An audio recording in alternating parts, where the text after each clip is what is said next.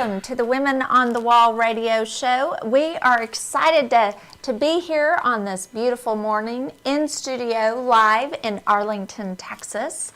And we've got a lot that happened last week that we need to talk about because we need to let everyday moms and dads, grandparents, taxpayers know what's actually happening in their local school board elections, what happened last week, and what are the structures and the organizations that are controlling what happened last week. So that's what we're going to talk about, and I've got some wonderful guests in studio with me today. So I'm going to move on the other side of the camera and let them take center stage, and I'll introduce them to you. And we're going to start with you, Jerry.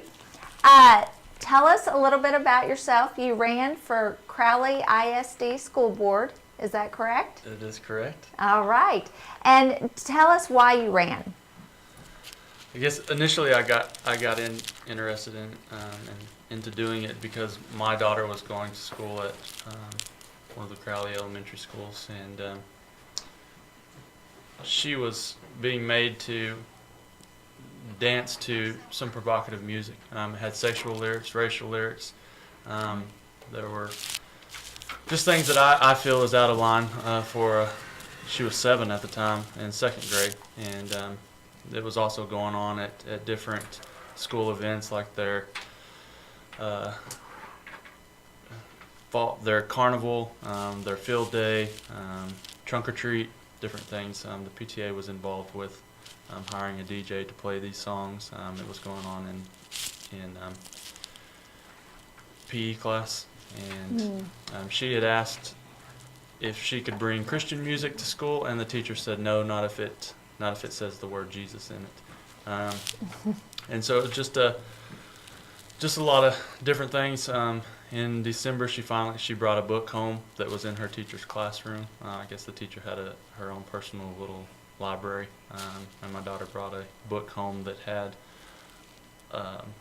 how human life is conceived, and it was a science book, but it had some sexual things in there, very very informative diagrams and literature as to how human life is conceived, and I just feel that it was out of line for 2nd grade.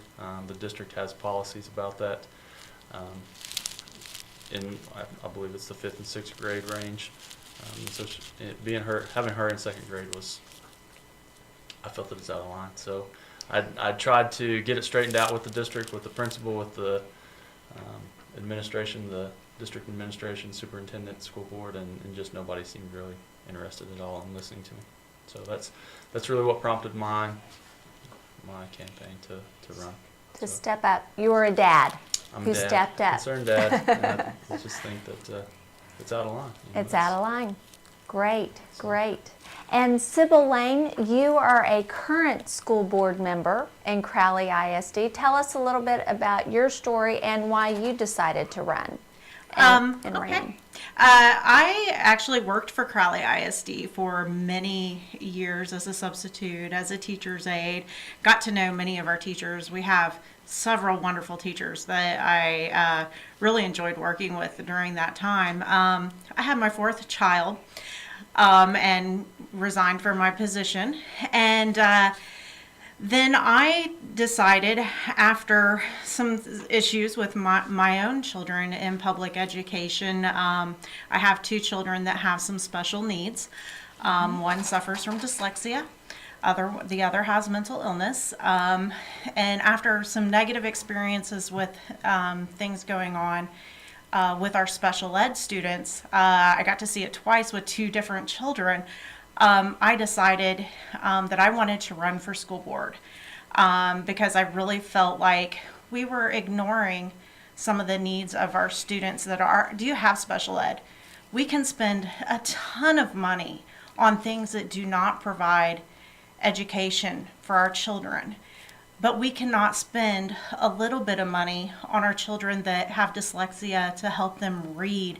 My son in particular, I was told he's not the worst one, and so we cannot give him any additional services.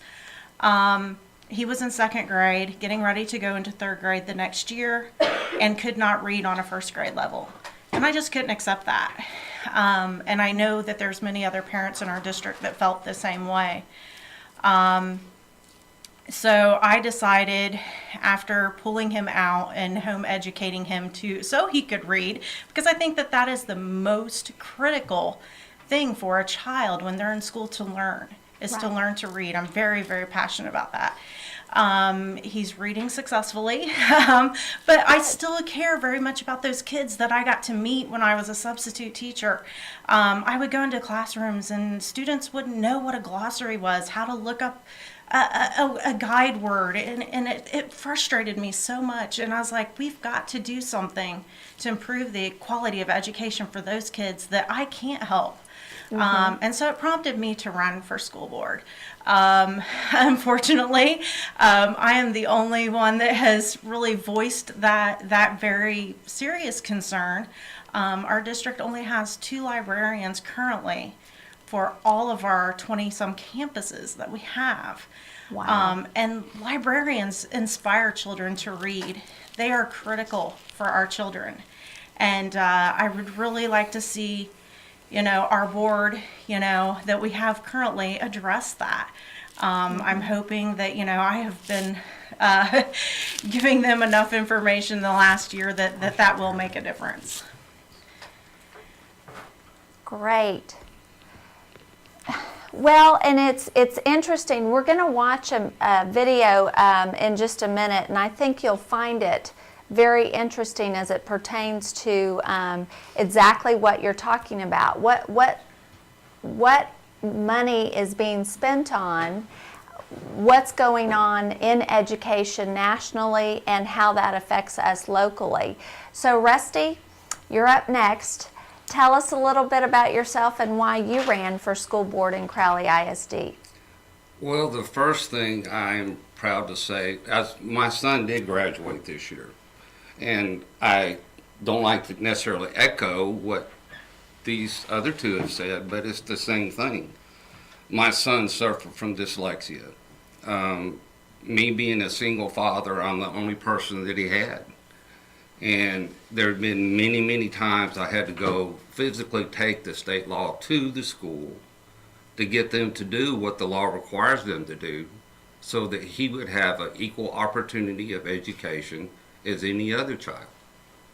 So that spurred my interest in, it's hard enough having a child with disabilities at home, and then you get the pressures of school, peer pressure, then they feel that they're unsuccessful simply because he had dyslexia, the peer pressure of actually having to have people read to him.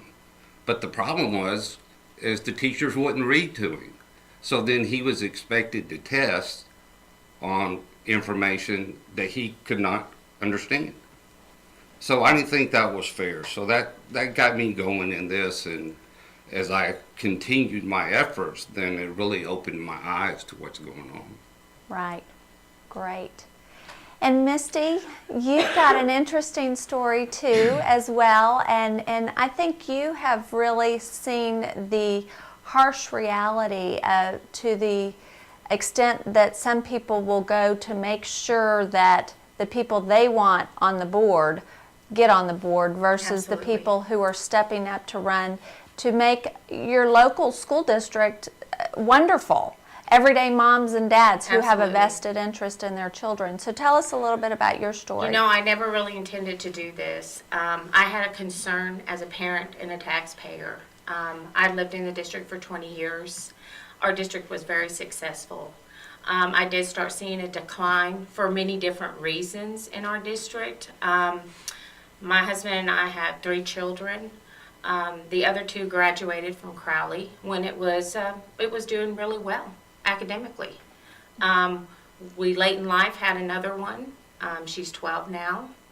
And when she started school, I would say about 3rd grade is when I started noticing a change in curriculum. The love for school left, the crying, stomach aches, I don't want to go to school. Their concerns were that she's not paying attention, she must have ADD, all of those things.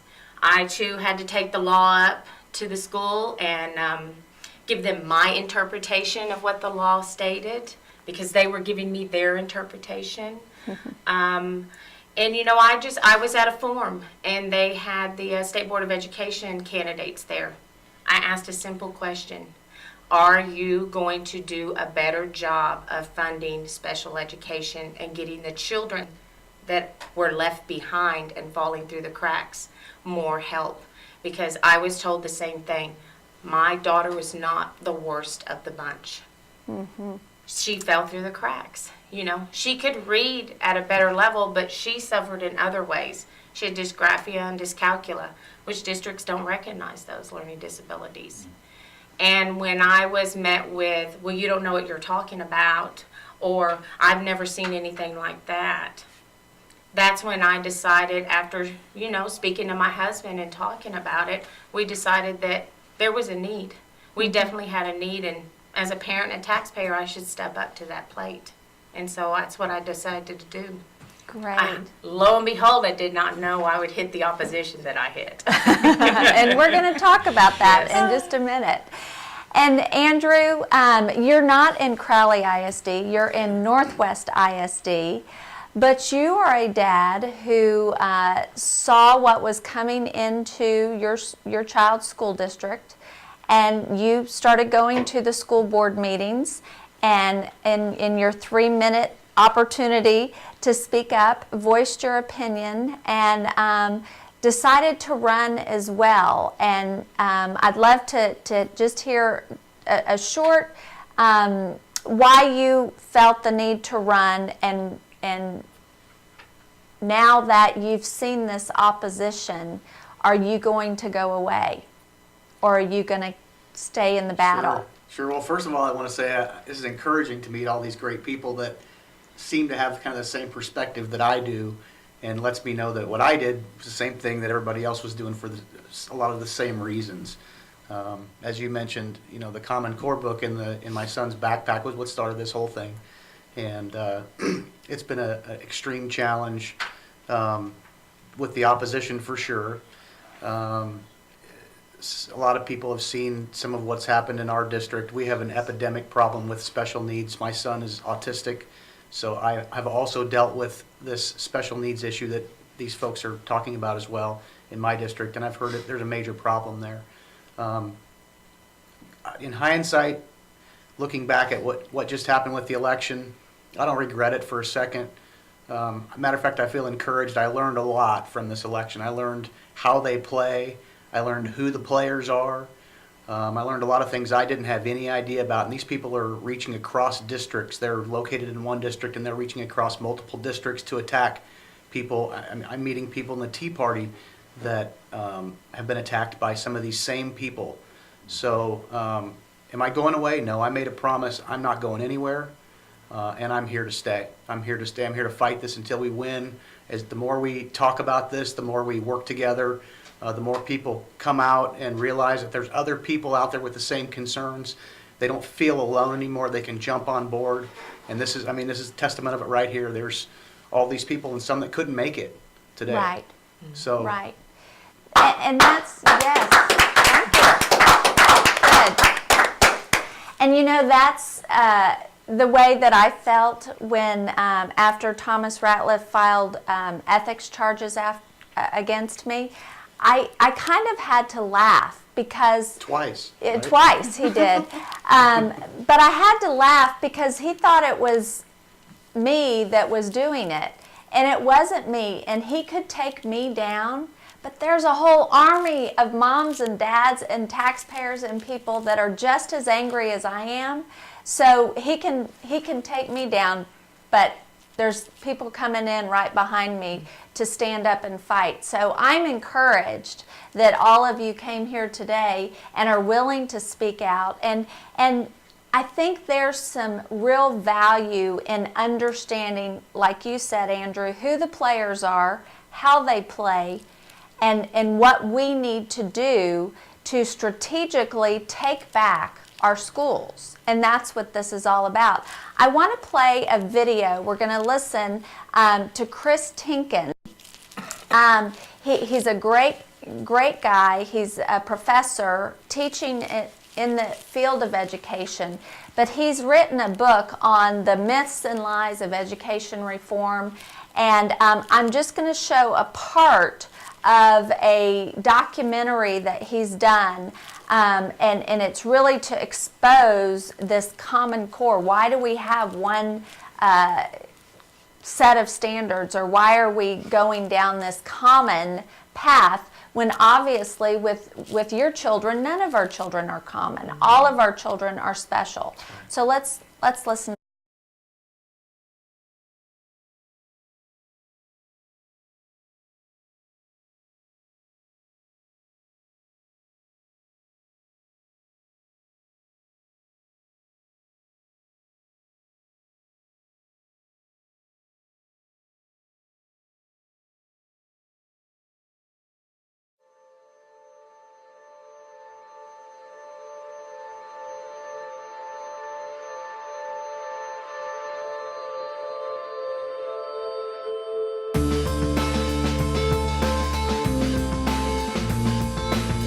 America is a large and diverse country. It covers approximately 3.8 million square miles. It's the third most populous nation on the planet, with approximately 320 million people. Over 40 languages and dialects are used regularly. There's 6 time zones for 50 states, covering 7 major geographic regions. America has 11 climates and the world's most complex and largest economy. If California was a country, it would be the 8th largest economy on the planet, ahead of Russia, India, Italy, Canada, and Australia. Approximately 50 million children attend public schools that prepare them to be contributing and responsible members of a diverse and democratic society. In a country this diverse, how could it be that in 45 states, there's now only one national standardized curriculum in mathematics and English language arts? Only one pathway to college and careers? Furthermore, how could bureaucrats in over 40 states think it's a good idea to administer one national standardized test, all without scientific evidence to support the effectiveness of their plans? It's disturbing.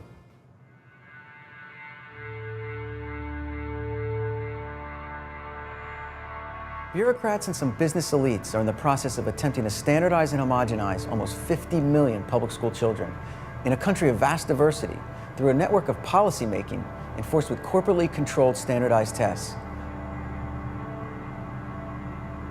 This is problematic for at least 2 reasons. First, loss of local control. And also, the quality of the results from these standardized tests aren't what you think they might be.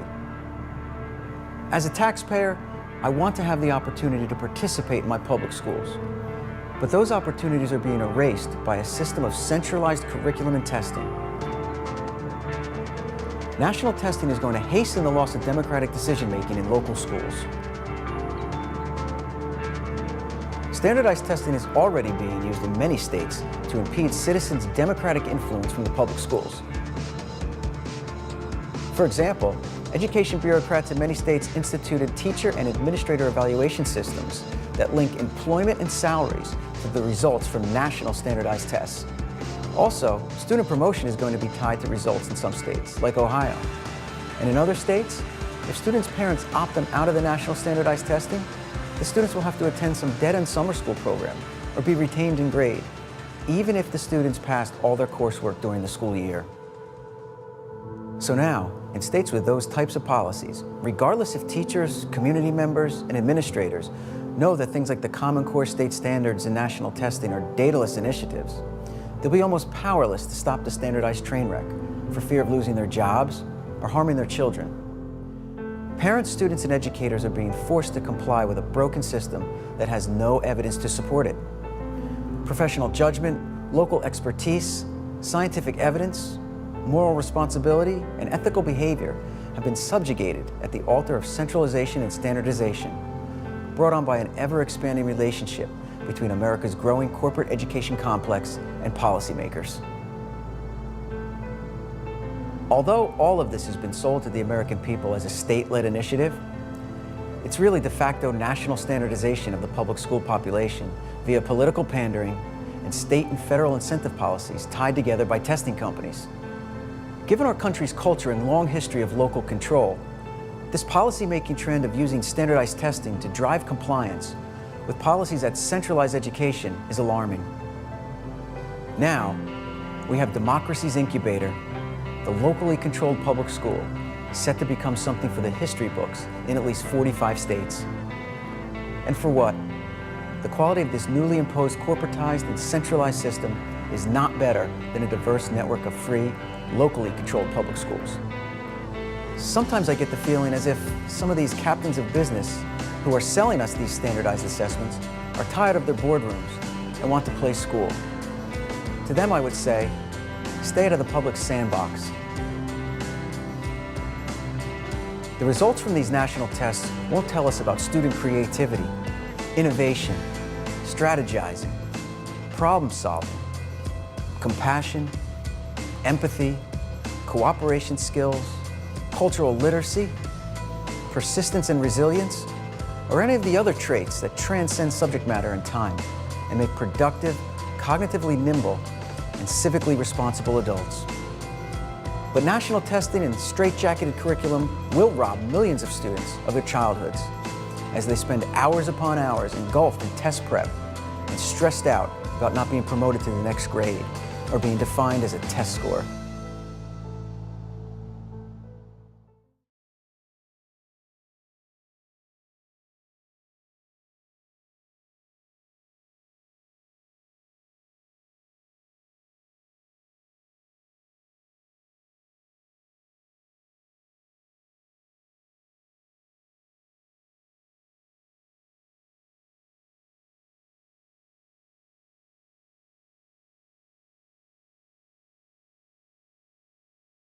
I know, Andrew, you experienced with some of the pushback came from your local PTA, that there were people within these PTA organizations who were working inside the school to make sure that you guys didn't get elected. Correct.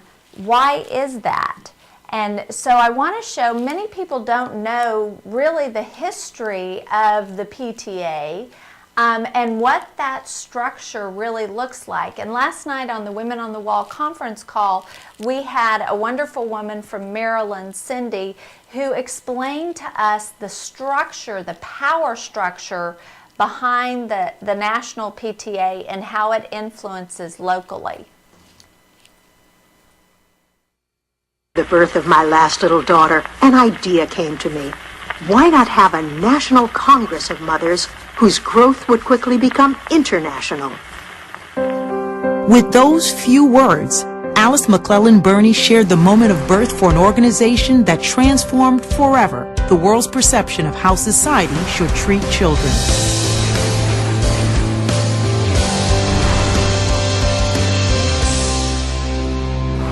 In 1897, and for decades surrounding it, many children, especially the poor, were given little or no education and put to work to help support their families. The work was hard, the hours long, and the toll on their childhood devastating. Alice wanted to change that. She found the perfect ally in Phoebe Hearst, wealthy philanthropist and wife of Senator George Hearst. The two women set about organizing a national meeting of mothers and fathers to address the pressing issues of child labor and education. With the help of Phoebe's son, Randolph, and his publication connections, word of the event was spread across the country. Even so, Alice remained humble about her expectations for attendance.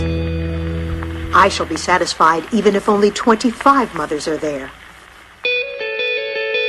That first convention of the National Congress of Mothers, held in February 1897, was attended by more than 2,000 people.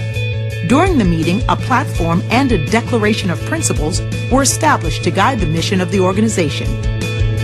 The PTA found friends in both the U.S. Congress and the White House, with allies like President Teddy Roosevelt, whose involvement, along with other leaders, further reinforced the early mandate to include fathers in the movement.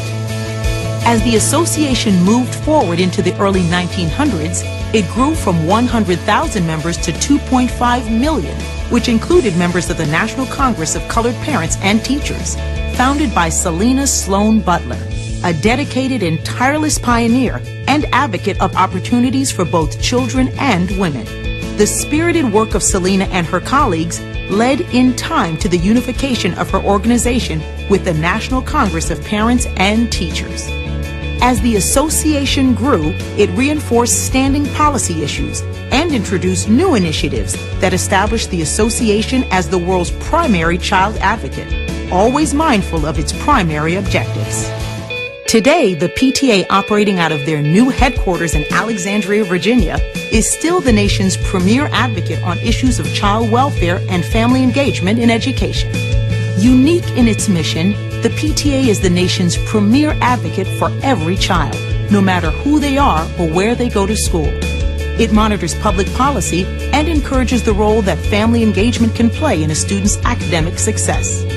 The PTA tirelessly advocates for provisions in legislation that strengthen family engagement and assures their implementation. Still advocating for early childhood education, the PTA supports a variety of programs that provide early education for low-income children. The association continues to work with the U.S. Congress and the Department of Education to ensure that programs that provide quality education across the country are equitably funded and implemented. So it's interesting when you look at how long the PTA has been in existence. I didn't realize that. I didn't realize how much the PTA plays a role in legislation and in policy setting. And when you think about your local PTA, I know the moms in my neighborhood who are great moms. They do a wonderful job at our local PTA. They do fundraisers. They bring money in the door for our local, especially at the elementary school.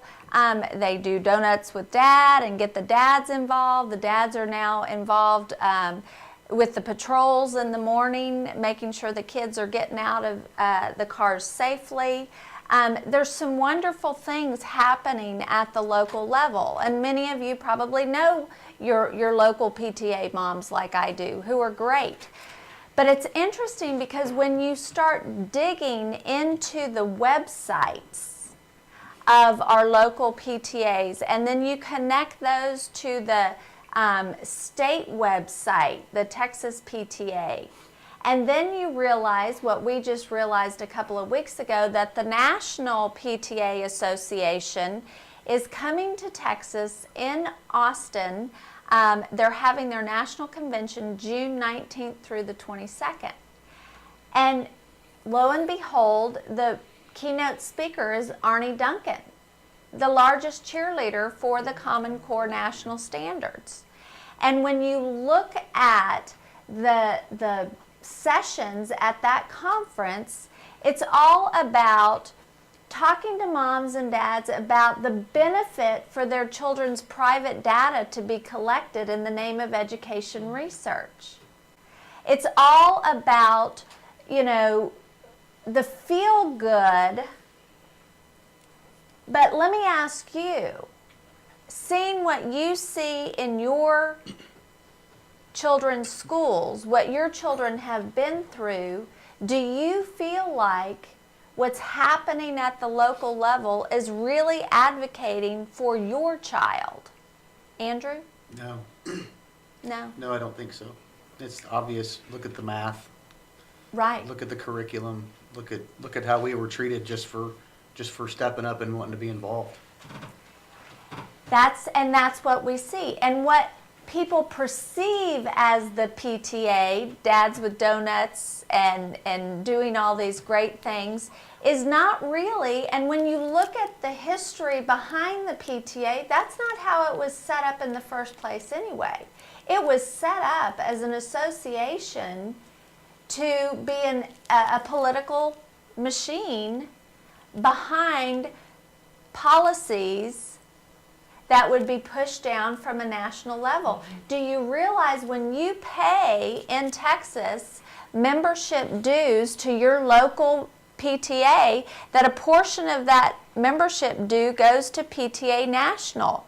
So your PTA dues are paying for Arne Duncan to come to Texas and to push Common Core. Does that make you mad, Misty? Absolutely.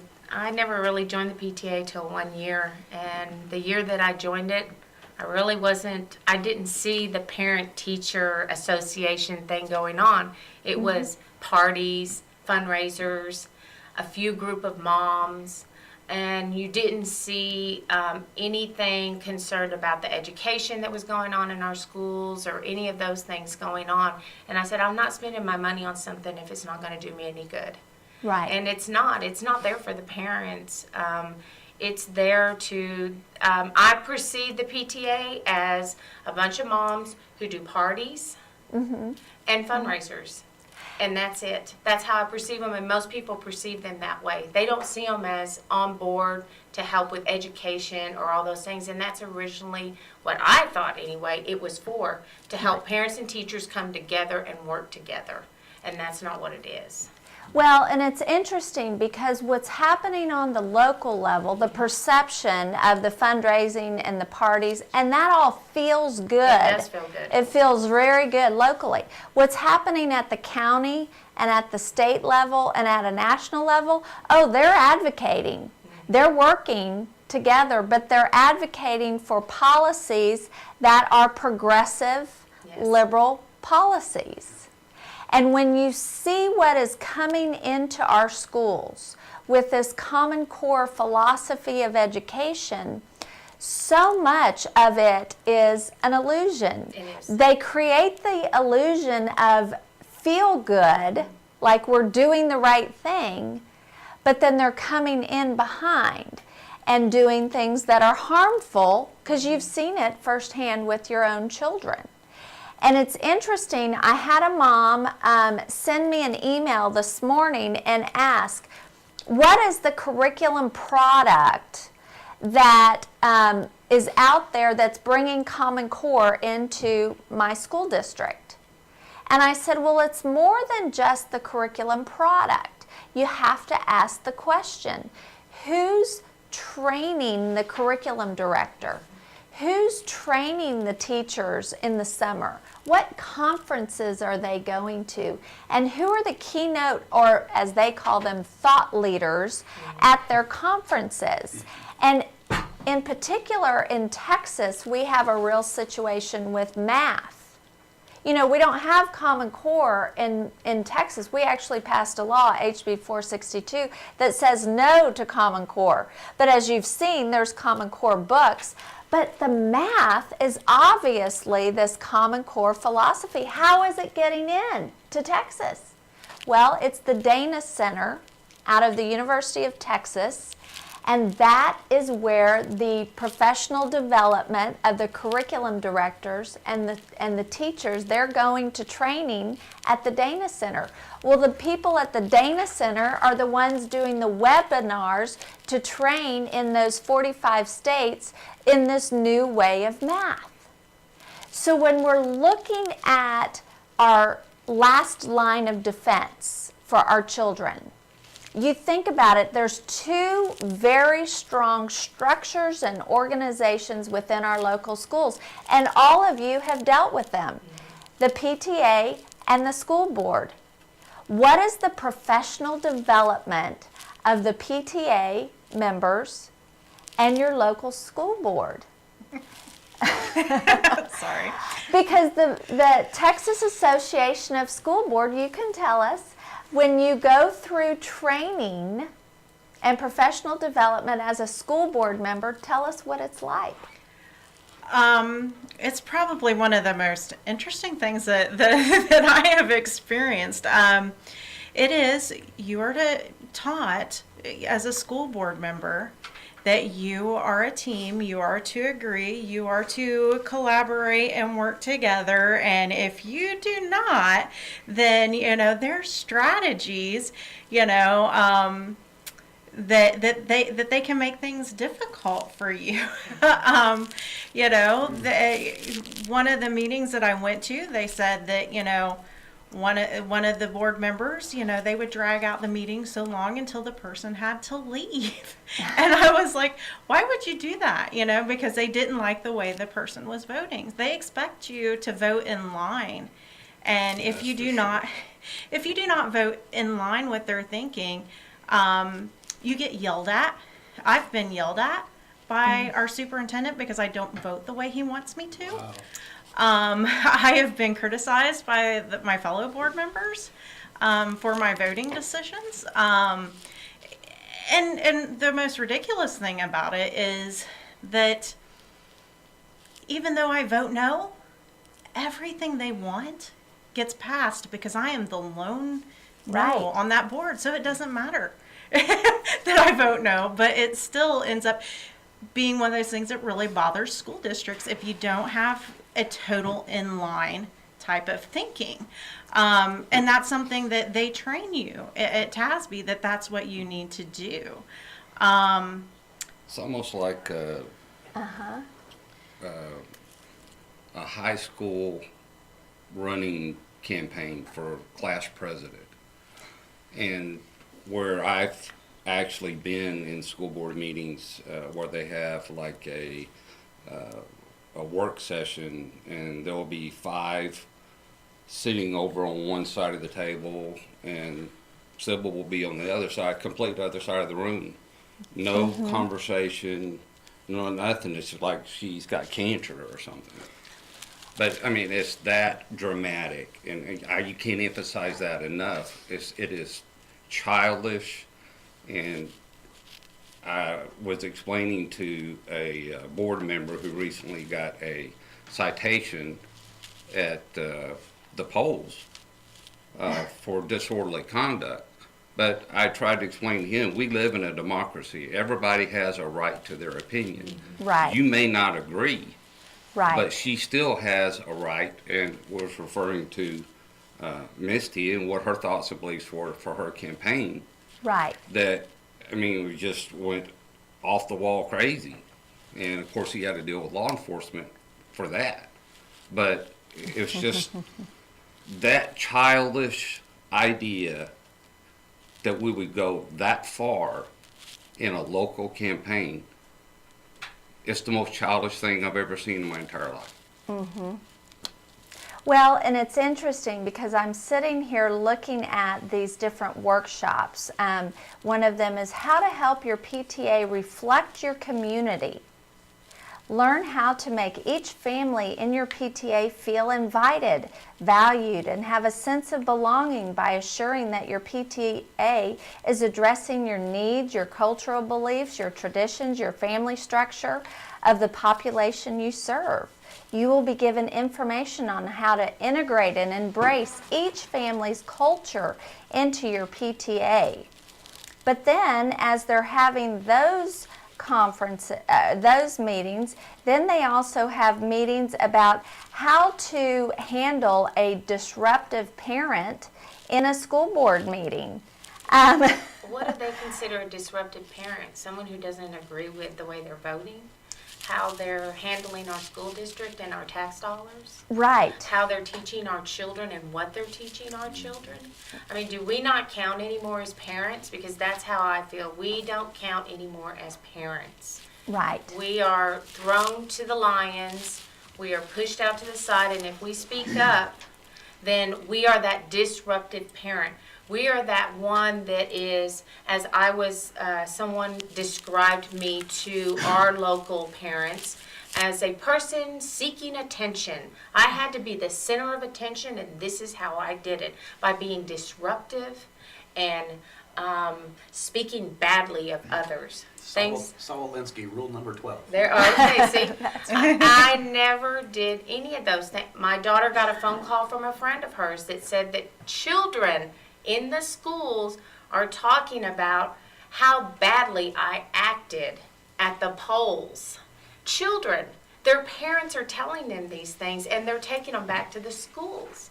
I'm like, these are our children, and I already said at one board meeting, Children have no business in the middle of political arenas whatsoever. This is a place for adults, and we should all act like adults. And that is not what happened during this race, and for any of us. It did not happen. Can I insert one thing? Sure. The response that we get on if we do come to the board in our little 5 minutes of talking. You get 5 minutes? We get 5. We only get 3. You're going to get 3. Constitution That gets- could change, though. Yeah. Respect is given where it's earned, but we go to give a presentation or discuss anything. Most of the board members are like this, their eyes rolled up, not paying any attention at all to what we say, give us no respect at all for what we have had to say, and just waiting for our time to be up so they can continue on. Well, and it's interesting. I have to say, as someone who's been going kind of across the state and talking to different folks who are running for school board or dealing with these issues, it's so interesting how there are certain things that are seen across the board from district to district. And then there are those districts, I have to say, in our district, in Argyle, it's a different environment. And I think it is because we have had a history of school board members who have bucked the system, who have bucked the superintendent.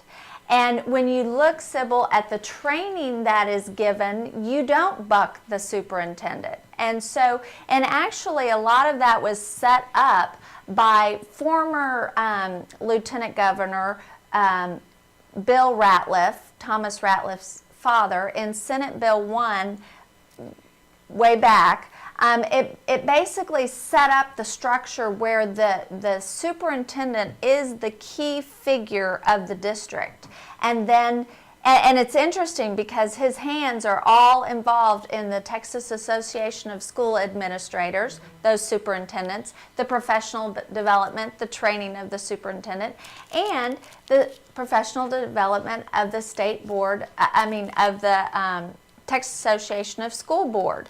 So when we think of local control, Jerry, in listening to this, when you think of local control, do you see local control as you, as a dad and a teacher, and your child, and what's best for your child? Or are you seeing it as a superintendent, the Education Service Center that's servicing your district, and the state board, the Texas Association of School Board, those associations as being local control? I see it as parents and me having local control. What really, in reality, what it is the superintendent has local control. That's how it is in Crowley. Right. So what I see it as, and what I think it should be is us as parents, and we should have control. In my opinion, they work for us, and right. And this school board, they were hired. The school board was voted, and they're public servants. And so at a local, what I think should be local, that's not in reality what it is. It's our Rusty mentioned the board meetings. It's just the superintendent. We get a few minutes to voice our opinions, and like you said, it's just when will this be over? That's kind of the attitude. No matter what you say, no matter what your complaint is, they have no. It'll care never be whatsoever. put on an agenda. We can bring every problem up that we see, and it'll never be put on the agenda. They'll never address it. You can send emails, you can make phone calls, you can complain, you can get as many parents as you want involved, but it will never hit the agenda. They'll never, all you'll hear is how wonderful things are going in Crowley ISD, and probably at every school board you go to. That's run the same way. That's Everything's all hunky-dory, great and wonderful and fine. But in reality, when you really start looking at it and you talk to the parents who feel browbeat and beat down and don't feel like they have a voice, there's something wrong there. Right. There really is. Right. Well, and when we talk about solutions, and that's really, I mentioned the National PTA Conference in June. Women on the Wall has decided to host a counter convention across the street I've been sharing that. from the National PTA, and we actually have some voices in opposition to Arne Duncan and this Common Core philosophy of education. We have Dr. Sandra Stotsky, who was actually hired by David Coleman to validate the Common Core national standards in English and language arts. And she would not validate them because she said it would put our American children back at least 2 to 3 years in English and language arts. We also have Jane Robbins with the American Principles Project, who many of you, because once you start digging in and finding information, you're usually led to Jane Robbins and the American Principles Project, who is laid out in a 10-part series this whole federal takeover of our education system.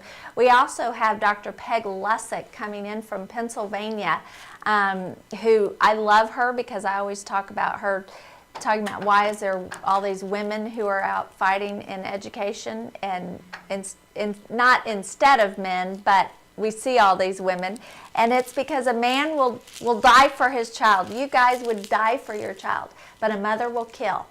And that's the instinct that we're looking for, is those moms to do the research and not to go out and be violent, obviously, but to go out and protect our children.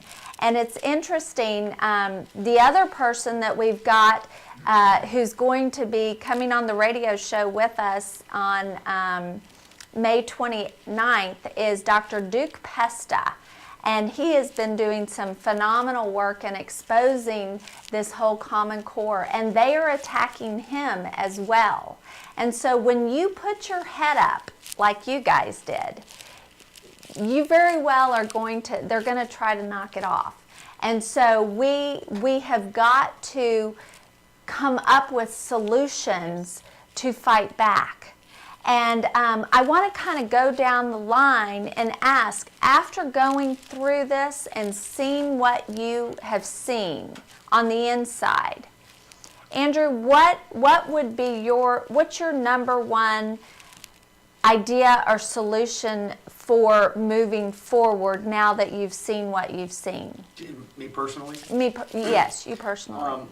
Well, first of all, the thing I think that I realized the most was that the taxpayers and the parents don't really know what's going on. I met a lot of people, especially the last 2 weeks running up to the election, met them for the first time. It didn't take them very long. They were already looking for somebody. They had already figured some of this out on their own, and when they found our group, it was like a breath of fresh air. We have some of the groups that I'm in personally have grown 50, 60, 70 members in the last couple of weeks. Multiple groups have now spun off of this group and are growing very fast. So I would say that it's crucial for us to get the word out to the taxpayers, to the parents, and to the teachers that have been kind of snowed, I hate to use the word snowed over, but the way that they deal with things within the schools, they don't talk about this very much, and they steer away from it, and those that bring it up are warned not to talk about it. So getting the word out that there are lots of people already fed up with the system, and people that can effectively translate this information to the parents who come from so many different backgrounds. It's not a partisan issue. That people on both sides are angry about this. So being able to effectively translate that information to different people that come from different walks of life so they can understand it, I think is crucial. And if we can get that word out and we can get people to understand it, there's no way they'll stop us next time. And furthermore, if we can get these elections moved to November, we'll save the taxpayers millions of dollars across the state of Texas that they can use to put against Saxon math books, and everybody can vote if it's in November, not just the school people. Right. Very good. Very good. Misty? Well, I've decided to move forward and become a watchdog for our school board because really their meetings, nobody knows what goes on in them unless they go. There's very little output on when these meetings are, what goes on during them, and the parents don't know. They have them in the most times when parents really can't be there, I guess you might say. So I've decided to record them and post them on my page. I am changing the name of my page, my campaign page. I also noticed during all of this how brutal some of the attacks are and personal, how personal they get. It was amazing to me because I, as a parent, just wanted to step up to the plate. And I wanted to do some good for our district because our district was so great at one time. And I saw that maybe I could do something positive and help that. But obviously, I must not have been the person for the job. But what really, I thought this was a bipartisan race. Our race turned into, you better pick a side here. You're either a Tea Party bagger or you are a Democrat liberal. Which one are you? And you either want education to stay together or you want to dismantle it, as we were accused of doing. If we were voted in, we were going to dismantle it. Things were said like, I've never seen so many teachers involved in a political race before.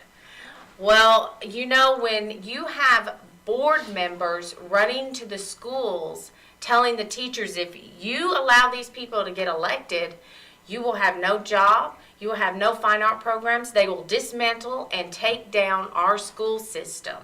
We must stop them.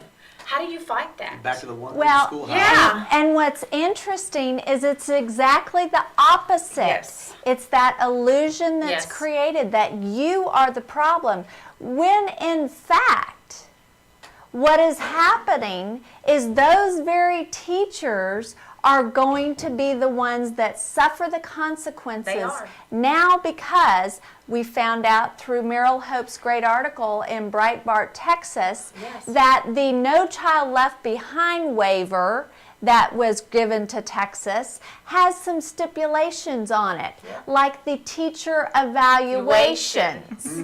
So those very teachers that were put under this illusion that you're the bad guy are the ones who are going to suffer the most. They are. And you know what teachers do best? They organize. That's Teachers right. do that best. I was married to a teacher Yes. for many years. And Yes. teachers, when they feel threatened and attacked, man, can they come together, and they can come together fast. And that's really what, there's a lot of hope, because as the truth comes out, and that's what this is all about. That's with Women on the Wall. Seek the truth, share the truth, and stand for the truth. And as this comes out, just like Andrew said, the ground troops are building and the coalitions are coming together. Rusty, what do you see moving forward for you? This has actually created an inferno in me. Before, I do say the word Jesus because he is my personal savior. Amen. Right. And I've had a lot of prayer about this, even when I started this venture. But as I have progressed and learned, and with the attacks, and teachers are making decisions based on just pure lies. You would think they would be, they would have been more informed before they would have come together and made their decision. Right. But what that tells me as a taxpayer, I don't have a student in the school anymore. Thank you, Jesus. But what I need to do, and thank you for doing what you do. Oh. I applaud you. Thank you. But I want to be your support, because working with you, I'm going to be able to educate more parents, more taxpayers, So then, therefore, when we have this race again, then it won't be as hard. Right. You know, informed parents, people will make the right decision if they know the information. You know, Right. these parents, they need to go out and they actually need to look at little Johnny's homework. They need to look at Sally's homework to see what their children are being taught. And then once they see that, it's going to open the doors for, okay, yeah, they're right. Right. You know? Exactly. So I'm on fire. Great. I'm ready for the next Great. race. I wish it was tomorrow because I'm ready to go. That's great. That's great. Sybil?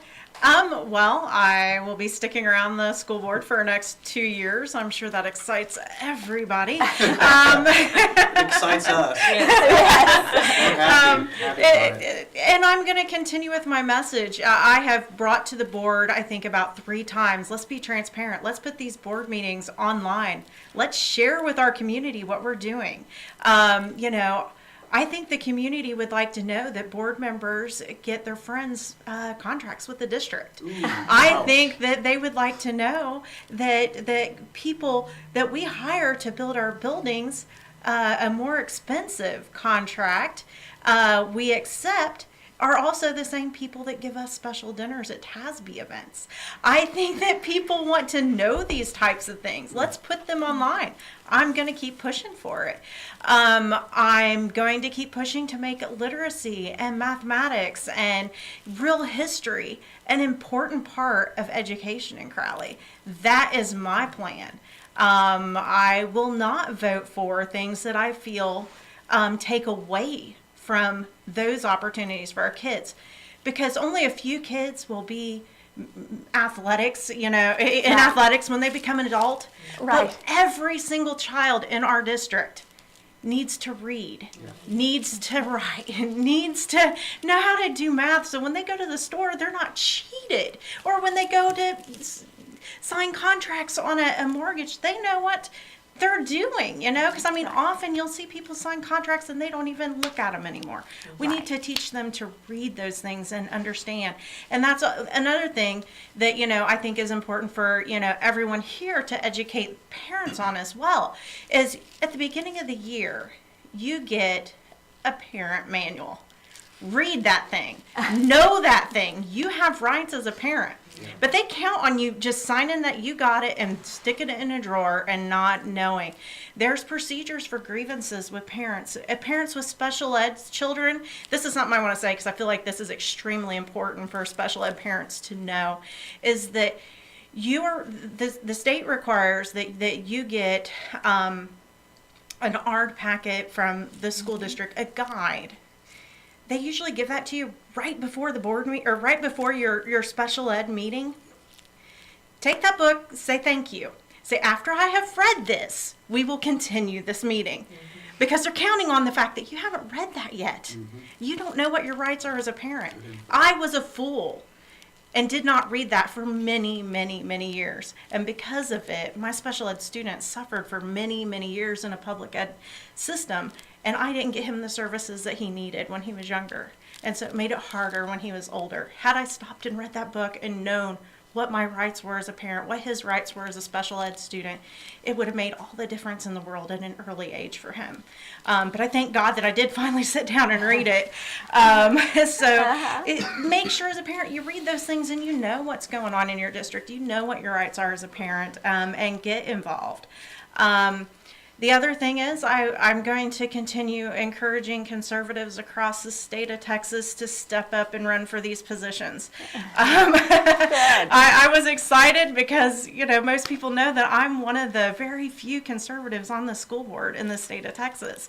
And I would like to see every school board in the state of Texas have someone on there that really cares about the issues that, you know, we're dealing with. We need to make sure that our kids are getting a real education.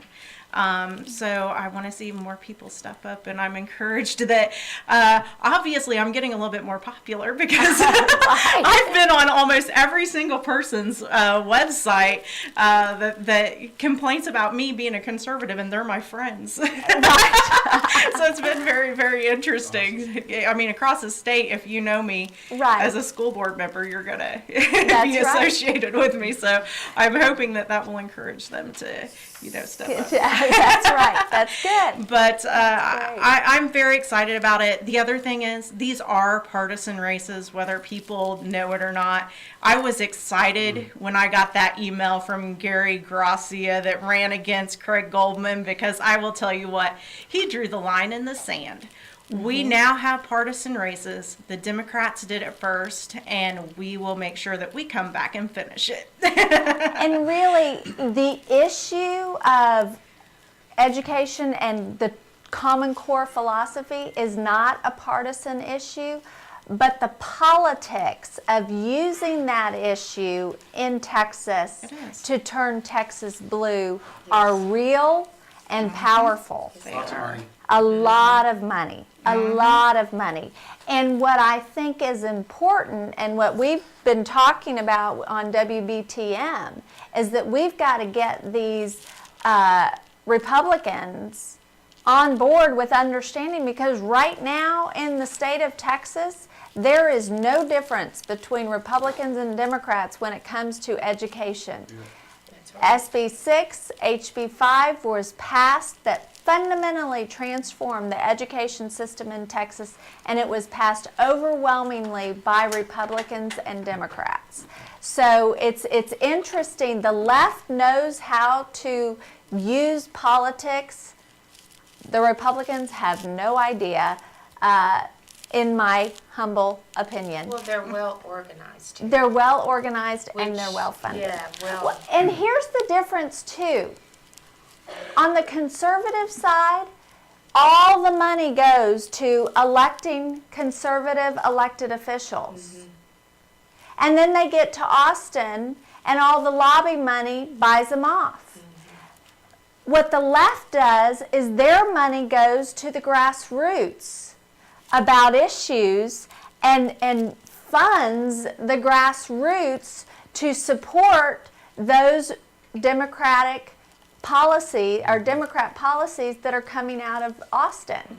And so the money's going to PR campaigns and to elect people that the grassroots money on the left is going to take them out. So it's very frustrating, but as Andrew said, as all of you have said, the ground troops are building, and the threat that we are to all of them is votes. Is votes. That's what matters. Jerry, what do you have planned moving forward? I'm very kind of reiterating, I guess, what everybody else has said, but I'm during this whole process, I've been very shocked to see the irony of it, how uneducated the educators are. You know, they've sent out subliminal messages, I guess, you know, through handouts and everything that my daughter comes home with, and I'm sure other kids come home with. But these teachers, you know, they've labeled us as the bad guys, when in reality, you know, I mean, I'm all for good teachers, and I think they should be paid well. I'm not trying to send any of them into poverty, you know. But that's been the amazing part to me, is how they've gone to that other side and labeled us the bad guys, and then also the parents. You know, they're out there they should want to make the best decisions for their children, but they're not really interested in being educated and knowing who stands for. I had several people say, well, you know, sitting there holding the opposition sign and asking me, well, what do you stand for? Well, you should have found that out before you held his sign. And very good point. You know, that's been the surprising thing to me. So, you know, and like Misty said, I think that going forward, I also changed the name on my Facebook page, and just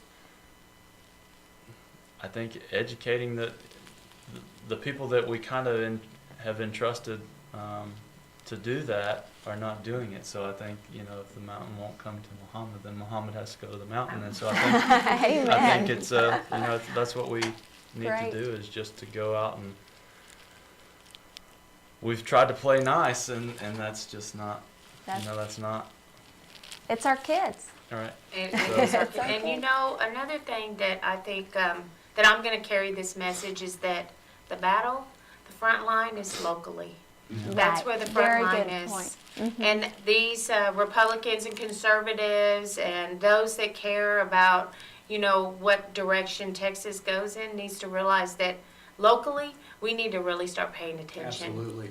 Because my eyes have definitely been open to what's going on.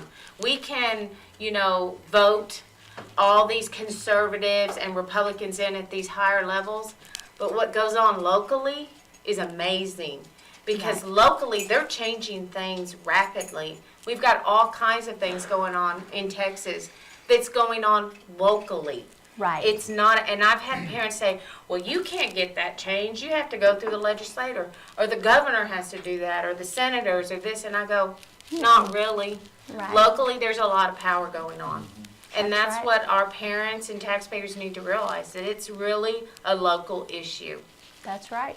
And when you organize locally, when that state official comes to your local community for a vote, you have numbers. That's right. And then they will listen to you. And that's the power. That's the power. Rusty, I think you had something, and then I want to let Rick Rose, I think he's back here, got something to say too. All of us, when we ran, we had specific agendas. Jerry's was different from mine. Misty's was different from mine. And the first part of mine was about teachers. I got to look at their salary and what they got paid. And the first thing I talked about was teachers needing more money. And the teachers' aides needs more money. You know, so we ran pretty consistently about what we thought needed to be changed. Our opponents had no agenda, with the exception of one, and we'll see if he follows through.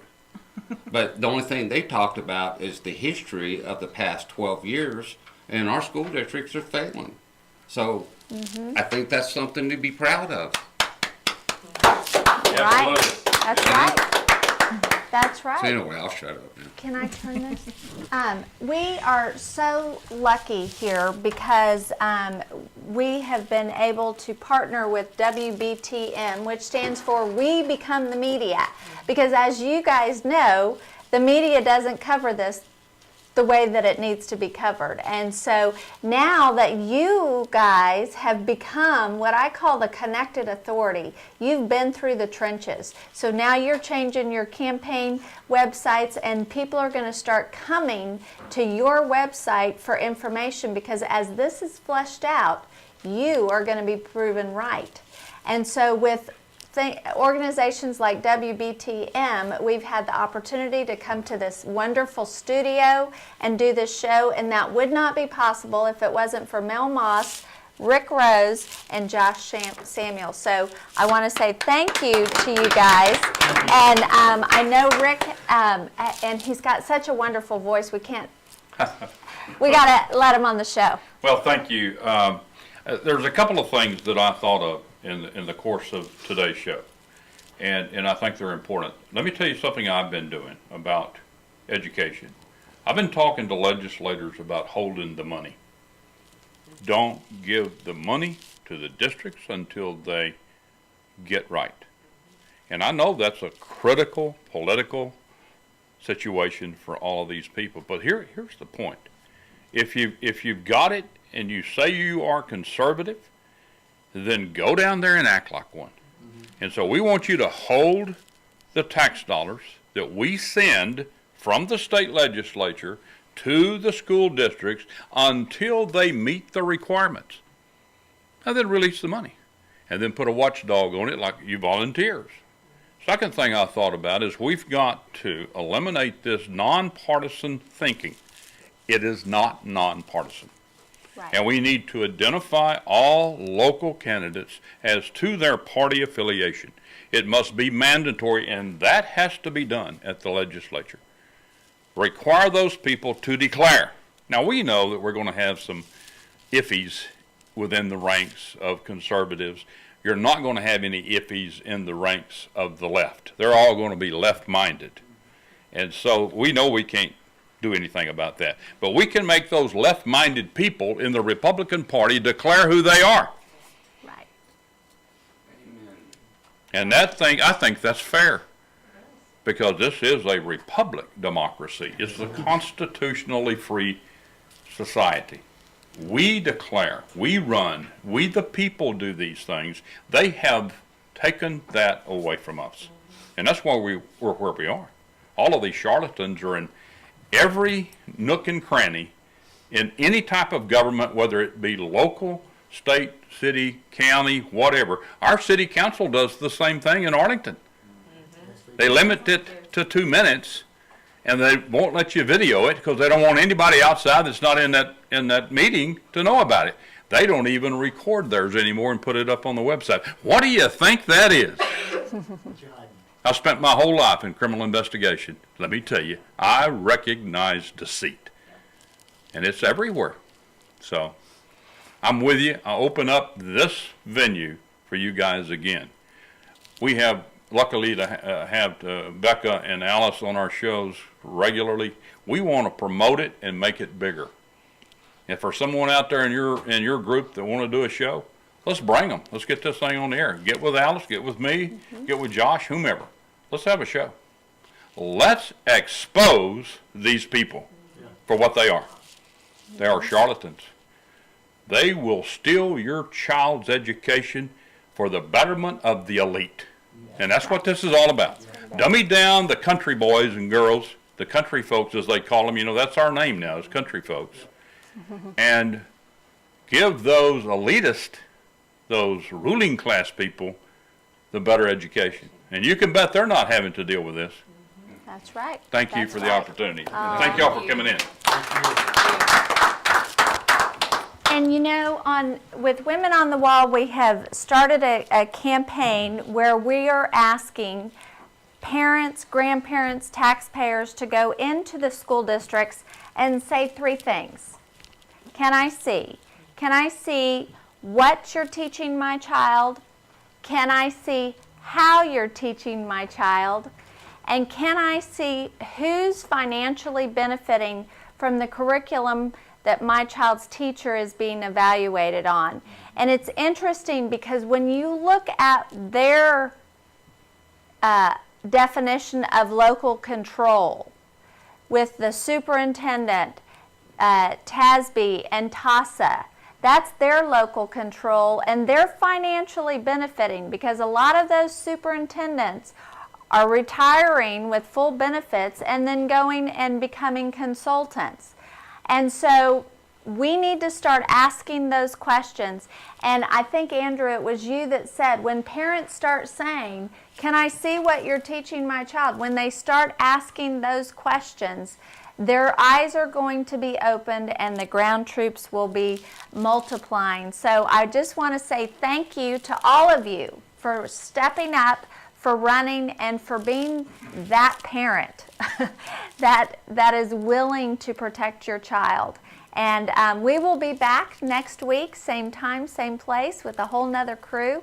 And we're excited to do the work that we do. And thank you to WBTM Radio for the opportunity.